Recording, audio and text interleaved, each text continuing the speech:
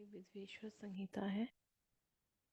विद्वेश्वर संहिता का ये वाला अध्याय मोक्षदायक पुण्य क्षेत्रों का वर्णन, काल विशेष में विभिन्न नदियों के जल में स्नान के उत्तम फल का निर्देश तथा तीर्थों में पाप से बचे रहने की चेतावनी।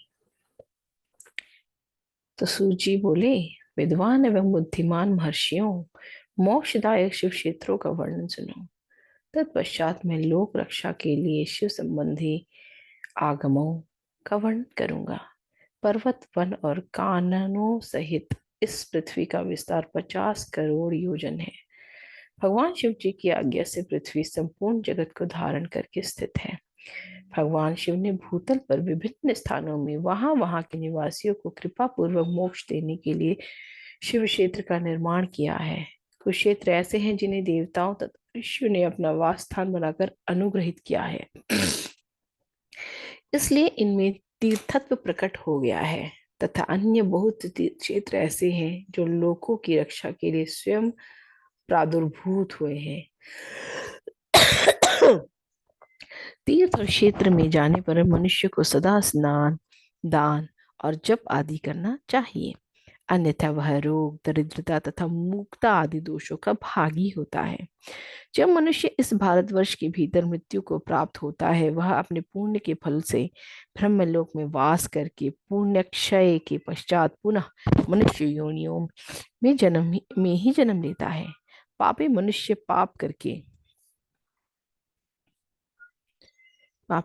पाप करके दुर्गति में ही पड़ता है। ब्राह्मणों, पूर्ण क्षेत्र में पापकर्म किया जाए तो वह और भी दृढ़ हो जाता है। अतः पुण्य क्षेत्र में निवास करते समय सूक्ष्म से सूक्ष्म अथवा थोड़ा सा भी पाप ना करे। सिंधु और सतलुज नदी के तट पर बहुत से पुण्य क्षेत्र हैं। सरस्वती नदी परम पवित्र और 60 मुख वाली कही गई है, अर्थात उसकी 60 धाराएं हैं। विद्वान पुरुष सरस्वती की उन उन धाराओं के तट पर निवास करे तो वह क्रमशः ब्रह्म पद को पा लेता है। हिमालय पर्वत से निकली हुई पुण्य सलीला गंगा 100 मुख वाली नदी है। उसके तट पर काशी, प्रयाग आदि अनेक पुण्य क्षेत्र हैं। वहां मकर राशि के सूर्य होने पर गंगा की तटभूमि पहले से भी अधिक प्रशस्त एवं पुण्यदायक हो जाती है। सोनभद्र नदी की 10 धाराएं हैं। वह बृहस्पति के मकर राशि में आने पर अत्यंत पवित्र तथा अभिष्ट फल देने वाला हो जाता है। इस समय वहां स्नान और उपवास करने से विनायक पद की प्राप्ति होती है। पुण्य सलीला महानदी नर्मदा के 24 मुख हैं, 24 स्रोत हैं। उसमें स्नान तथा उसके तट पर निवास करने से मनुष्य को वैष्णव पद की प्राप्ति होती है। तमसा के 12 तथा रेवा के 10 मुख हैं। परम पुण्यमयी गोदावरी के 21 मुख बताए गए हैं। वह ब्रह्म हत्या तथा गौवध के पाप से भी नष्ट करने वाली एवं रुद्र लोक में देने वाली है। कृष्णवेणी नदी का जल बड़ा पवित्र है। वह नदी समस्त पापों का नाश करने वाली है। उसके 18 मुख बताए गए हैं तथा वह विष्णुलोक प्रदान करने वाली है। तुंगभद्रा के 10 मुख हैं। वह ब्रह्मलोक देने वाली है। पुण्य सलीला सुवर्ण मुखरी के 9 मुख कहे गए हैं। ब्रह्मलोक से लौटे हुए जीव उसी के तट पर जन्म लेते हैं। सरस्वती नदी, पंपा सरोवर, कन्याकुमारी, अंतरीप तथा शुभ कारक श्वेत नदी, ये सभी पुण्य क्षेत्र हैं। इनके तट पर निवास करने से इंद्रलोक की प्राप्ति होती है। सह्य पर्वत से निकली हुई महानदी कावेरी परम पुण्यमयी है। उसके 27 मुख बताए गए हैं। वह संपूर्ण अभिष्ट वस्तुओं को देने वाली है। उसके तट स्वर्गलोक की प्राप्ति कराने वाले तथा ब्रह्मा और विष्णु का पद प्रदान करने वाले हैं। कावेरी के जो तट शिव क्षेत्र के अंतर्गत है, वह अभिष्ट फल देने के साथ ही शिवलोक प्रदान करने वाले भी है। नैमिषारण्य तथा बद्रिकाश्रम में सूर्य और बृहस्पति के महर्षि मेष राशि में आने पर यदि स्नान करे तो उस समय वहां किए हुए स्नान, पूजन आदि को ब्रह्मलोक की प्राप्ति कराने वाला जानना चाहिए। सिंह और कर्क राशि में सूर्य की संक्रांति होने पर सिंधु नदी में किया हुआ स्नान तथा केदार तीर्थ के जल का पान एवं स्नान ज्ञानदायक माना गया है। जब बृहस्पति सिंह राशि में स्थित हो उस समय सिंह की संक्रांति से युक्त भाद्रपद मास में यदि गोदावरी के जल में स्नान किया जाए तो वह शिवलोक की प्राप्ति कराने वाला होता है। ऐसा पूर्व काल में स्वयं भगवान शिव ने कहा था।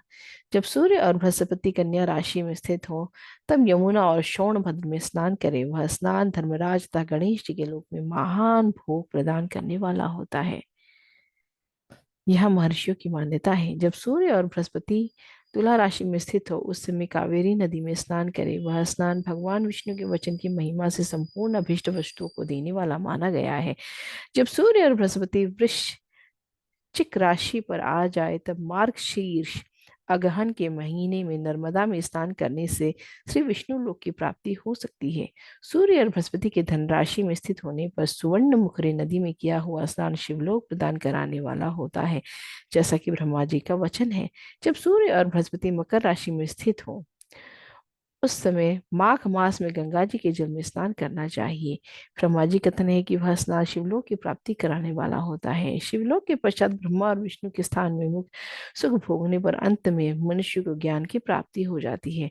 माघ मास में तथा सूर्य के कुंभ राशि में स्थित होने पर फाल्गुन मास में गंगा जी के तट पर किया हुआ श्राद्ध पिंड दान अथवा तिलोदक दान पिता और नाना दोनों कुलों के पितरों की अनेक पीढ़ियों का उद्धार करने वाला माना गया है। सूर्य और बृहस्पति जब मीन राशि में स्थित हो, तब वेड़ी नदी में किए गए स्नान की ऋषियों ने प्रशंसा की है। उन उन महीनों में पूर्वोक्त तीर्थों में किया हुआ स्थान इंद्रपद की प्राप्ति कराने वाला होता है।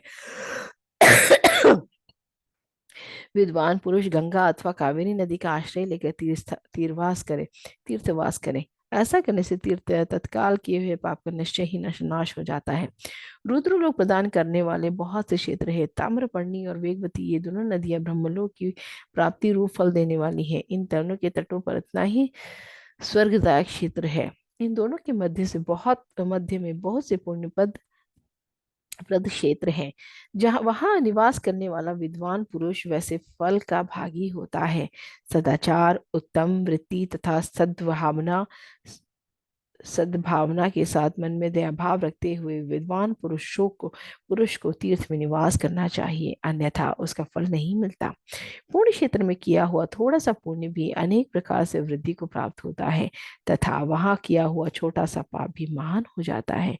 यदि पुण्य क्षेत्र में रहकर ही जीवन बिताने का निश्चय हो, तो उस पुण्य संकल्प से उसका पहला सारा पाप तत्काल नष्ट हो जाएगा, क्योंकि पुण्य को ऐश्वर्यदायक कहा गया है। ब्राह्मणों, तीर्थवास जनित पुण्य कायिक, वाचिक और मानसिक सारे पापों का नाश कर देता है। तीर्थ में किया हुआ मानसिक पाप वज्रलेप हो जाता है, वह कई कल्पों तक पीछा नहीं छोड़ता। वैसा पाप केवल ध्यान से ही नष्ट होता है, अन्यथा नहीं। वाचिक पाप जब से तथा कायिक पाप शरीर को सुखाने जैसे कठोर तब से नष्ट होता है। अतः सुख चाहने वाले पुरुष को देवताओं की पूजा करते और ब्राह्मणों को दान देते हुए पाप से बचकर ही तीर्थ में निवास करना चाहिए।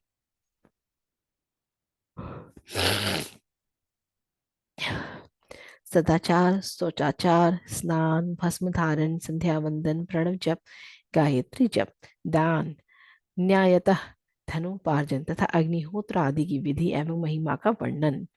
ऋषियों ने कहा, सूजी, आप शीघ्र ही हमें वह सदाचार सुनाइए जिससे विद्वान पुरुष पुण्य लोकों पर विजय पाता है। स्वर्ग प्रदान करने वाले धर्ममय आचार तथा नरक का कष्ट देने वाले अधर्ममय विचार आचारों का भी वर्णन कीजिए। सूची बोले, सदाचार का पालन करने वाला विद्वान ब्राह्मण ही वास्तव में ब्राह्मण नामक धारण करने का अधिकारी है। जो केवल वेदोक्त आचार का पालन करने वाला एवं वेद का अभ्यासी है, उस ब्राह्मण की विप्र संज्ञा होती है। सदाचार, वेदाचार तथा विद्या, इनमें से एक एक गुण से ही युक्त होने पर उसे द्विज कहते हैं, जिसमें स्वल्प मात्रा में ही आचार का पालन देखा जाता है, जिसने वेदाध्ययन भी बहुत कम किया है तथा जो राजा का सेवक है, उसे क्षत्रिय ब्राह्मण कहते हैं। जो ब्राह्मण कृषि तथा वर्जन वाणिज्य कर्म करने वाला है और कुछ कुछ ब्राह्मणोचित आचार का भी पालन करता है, वह वैश्य ब्राह्मण है। तथा जो स्वयं ही खेत जोता है, उसे शूद्र ब्राह्मण कहा गया है। जो दूसरों के दोष देखने वाला और परद्रोही है, उसे चंडाल द्विज कहते हैं। उसी तरह क्षत्रियों में भी जो पृथ्वी का पालन करता है, वह राजा है। दूसरे लोग राजत्वहीन क्षत्रिय माने गए हैं।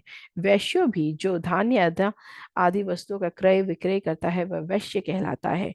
दूसरों को वणिक कहते हैं। जो ब्राह्मणों, क्षत्रियों तथा वैश्यों की सेवा में लगा रहता है, वही वास्तव में शूद्र कहलाता है। जो ब्राह्मणों, क्षत्रियों तथा वैश्यों की सेवा जो शूद्र हल जोतने का काम करता है उसे वृषल समझना चाहिए। सेवा, शिल्प और कर्षण से भिन्न वृत्ति का आश्रय करने वाले शूद्र दस्यु कहलाते हैं। उन सभी वर्णों के मनुष्यों को चाहिए कि वह ब्राह्मण मुहूर्त में उठकर पूर्वाभिमुख हो, सबसे पहले देवताओं का, फिर धर्म का, अर्थ का, उसकी प्राप्ति के लिए उठाए जाने वाले क्लेशों का तथा आय और व्यय का भी चिंतन करें। रात के पिछले पहर को उषः काल जानना चाहिए। उस अंतिम पहर का जो आधा या मध्य भाग है उसे संधि कहते हैं। उस अंतिम पहर का जो आधा या मध्य भाग है उसे संधि कहते हैं। उस संधि काल में उठकर द्विज को मूल मंत्र आदि का त्याग करना चाहिए। घर से दूर जाकर बाहर से अपने शरीर को ढक कर रखा। दिन में उत्तराभिमुख बैठकर मल मूत्र का त्याग करें। यदि उत्तराभिमुख बैठने में कोई रुकावट हो तो उसे दिशा की ओर मुख कर तो दूसरी दिशा की ओर मुख करके बैठे। जल, अग्नि, ब्राह्मण आदि तथा देवताओं का सामना बचाकर बैठे। मल त्याग करके उठने पर फिर किसी को मल न देखे। तदंतर जलाशय से बाहर निकले हुए जल से ही गुदा की शुद्धि करे, अथवा देवताओं, पितरों तथा ऋषियों के तीर्थ में उतरे उतरे बिना ही प्राप्त हुए जल से शुद्धि करनी चाहिए। गोदा में 7, 5 या 3 बार, कई बार मिट्टी लगाकर उसे धोकर शुद्ध करे। लिंग में ककोड़े के फल के बराबर मिट्टी लगाकर लगाया उसे धो दे, परंतु गुदा में लगाने के लिए उस पर मिट्टी की आवश्यकता होती है। लिंग और गुदा की शुद्धि के पश्चात उठकर अन्यत्र जाए और हाथों पैरों की शुद्धि करके 8 बार कुल्ला करें। जिस किसी वृक्ष के पत्ते से अथवा उसके पतले काष्ठ से जल के बाहर दतुअन करना चाहिए उस समय तर्जनी अंगुली का उपयोग करना करें। यह दंत शुद्धि का विधान बताया गया है। तदंतर जल संबंधी देवताओं का नमस्कार करके मंत्र पाठ करते हुए जलाशय में स्नान करें। यदि कंठ तक या कमर तक पानी में खड़े होने की शक्ति ना हो तो घुटने तक जल में खड़ा हो अपने ऊपर जल छिड़क कर मंत्रोच्चारण पूर्वक स्नान कार्य संपन्न करे। विद्वान पुरुष को चाहिए कि वह तीर्थ जल से देवता आदि का स्नानांग तर्पण भी करे। उसके बाद धौत वस्त्र लेकर 5 गज करके उसे धारण करे। साथ ही कोई उत्तरीय भी धारण कर ले, क्योंकि संध्या वंदन आदि सभी कर्मों में उसकी आवश्यकता होती है। नदी आदि तीर्थों में स्नान करने पर स्नान संबंधी उतारे हुए वस्त्र को वहां न धोएं। स्नान के पश्चात विद्वान पुरुष भीगे हुए उस वस्त्र को बावड़ी में, कुएं के पास अथवा घर आदि में ले जाए और वहां पत्थर पर, लकड़ी आदि पर, जल में या स्थल में अच्छी तरह धोकर उस वस्त्र को निचोड़ें। द्विजो वस्त्रों को निचोड़ने से जो जल गिरता है वह श्रेणी के पितरों की तृप्ति के लिए होता है। उसके बाद जाबाली उपनिषद में बताए गए अग्नि रीति मंत्र से भस्म लेकर उसके द्वारा त्रिपुंड लगाएं। जाबाली उपनिषद में भस्माधरण की विधि इस प्रकार कही गई है। ओम अग्निरीति भस्म वायुरीति भस्म व्योमीति भस्म जलमीति भस्म स्थलमीति भस्म। इस मंत्र से भस्म को आप आमंत्रित करें।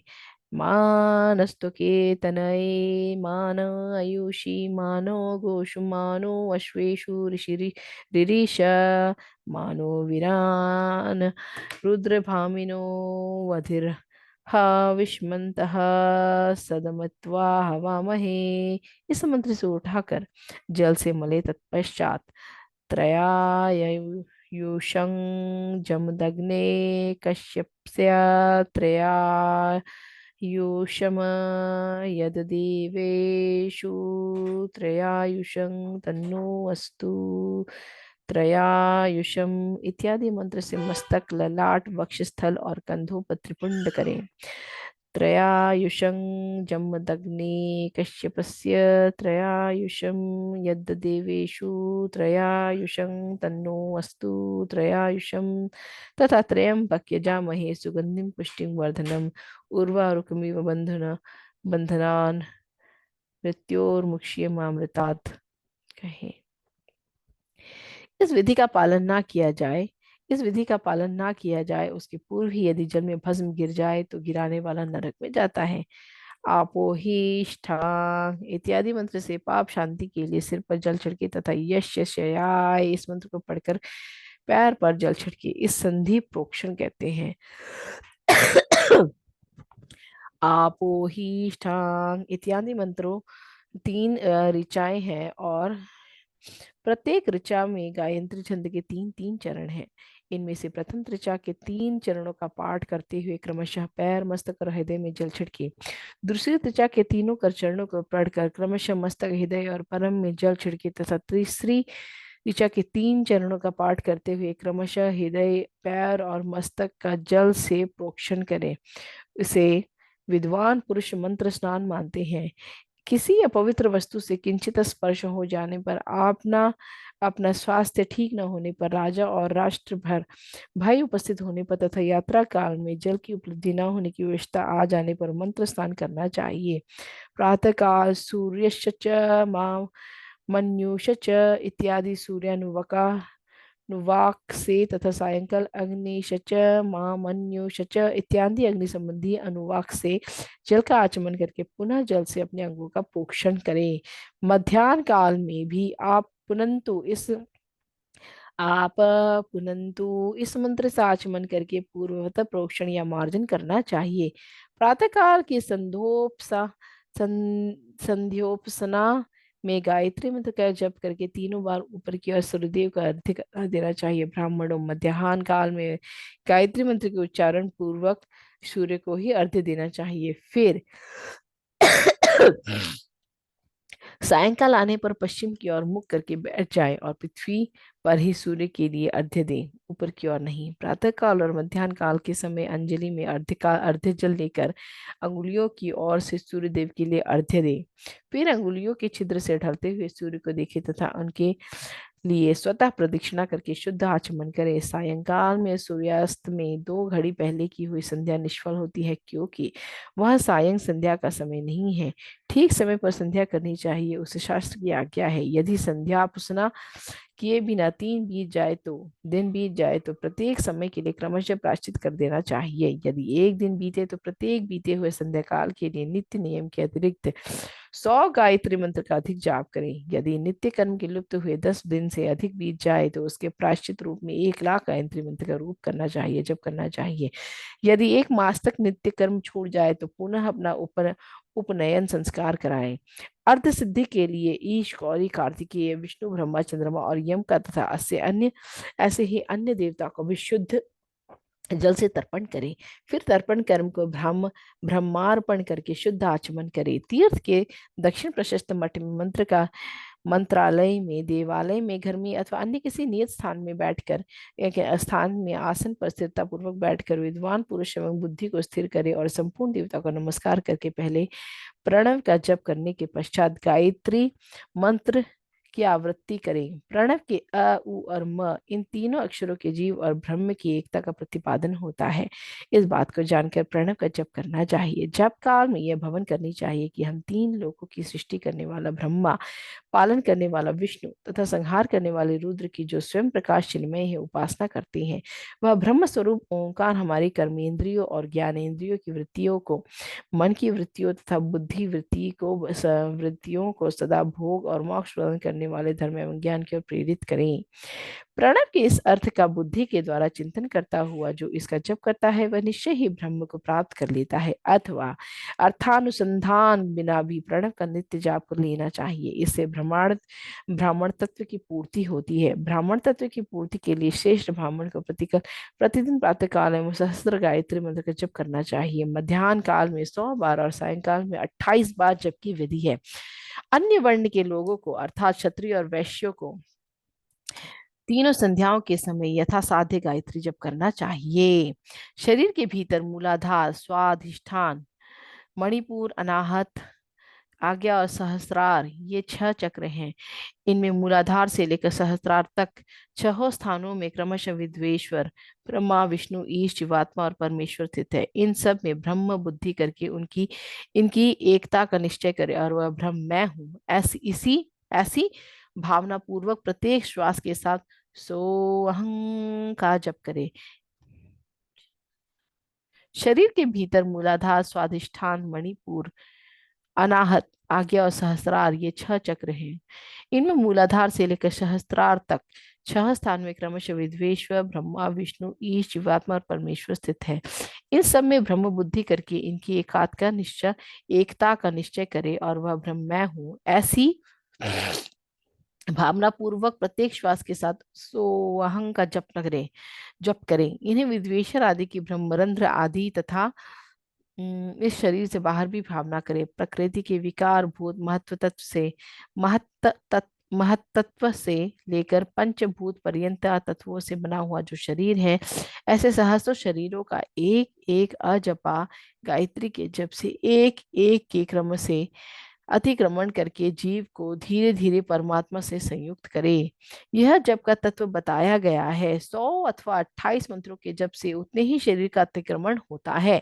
इस प्रकार जो मंत्रों का जप है उसी को आदि क्रम से वास्तविक जप करना चाहिए या ना चाहिए। सहस्त्र बार किया हुआ जब ब्रह्म लोक प्रदान करने वाला होता है, ऐसा जानना चाहिए। 100 बार किया हुआ जब इंद्र पद की प्राप्ति कराने वाला माना गया है। ब्राह्मणेतर पुरुष आत्मरक्षा के लिए जो स्वल्प मात्रा में जप करता है वह ब्राह्मण के कुल में जन्म लेता है। प्रतिदिन सूर्योपस्थान करके उपयुक्त रूप से जप का अनुष्ठान करना चाहिए। 12 लाख गायत्री का जप करने वाला पुरुष जब पूर्ण रूप से ब्राह्मण कहा गया है। जिस ब्राह्मण ने 1 लाख गायत्री का भी जप न किया हो उसे वैदिक कार्य में ना लगाए। 70 वर्ष की अवस्था तक नियम पालन पूर्वक कार्य करे, इसके बाद गृह त्याग कर संन्यास ले ले।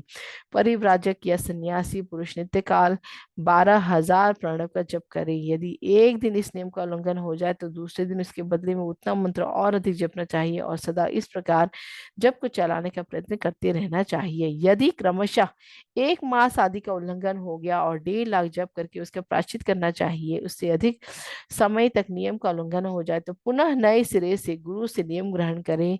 ऐसा करने से दोषों की शांति होती है, अन्यथा वह रौरव नरक में जाता है।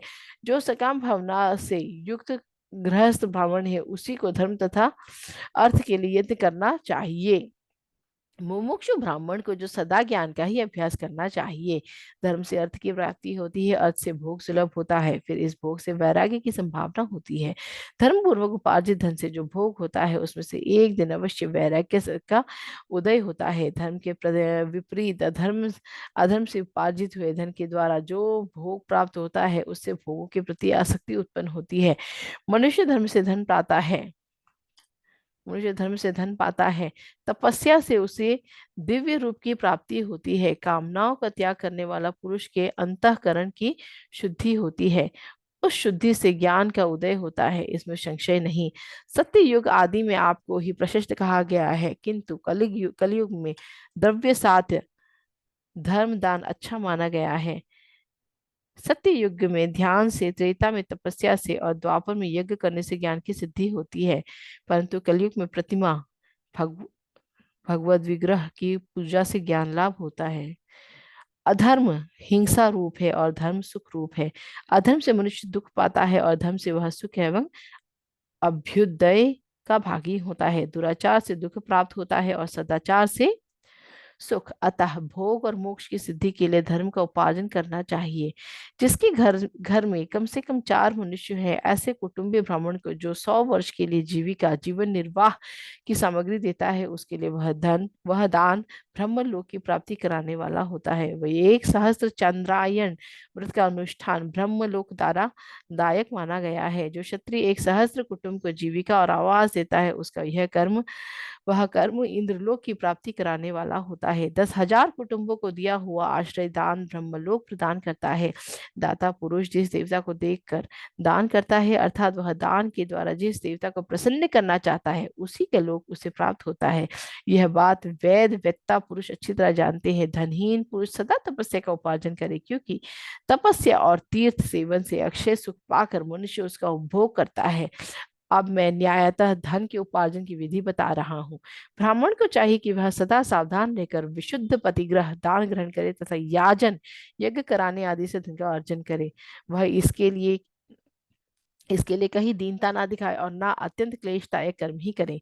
क्षत्रिय बाहुबल से धन का उपार्जन करे और वैश्य कृषि एवं गो रक्षा से न्यायोपार्जित धन का दान करने से दाता को ज्ञान की सिद्धि होती है। ज्ञान सिद्धि द्वारा सब पुरुषों को गुरु कृपा मोक्ष सिद्धि सुलभ होती है। मोक्ष से स्वरूप की सिद्धि होती है, ब्रह्म स्वरूप स्थिति प्राप्त होती है, जिससे मुक्त पुरुष परमानंद का अनुभव करता है।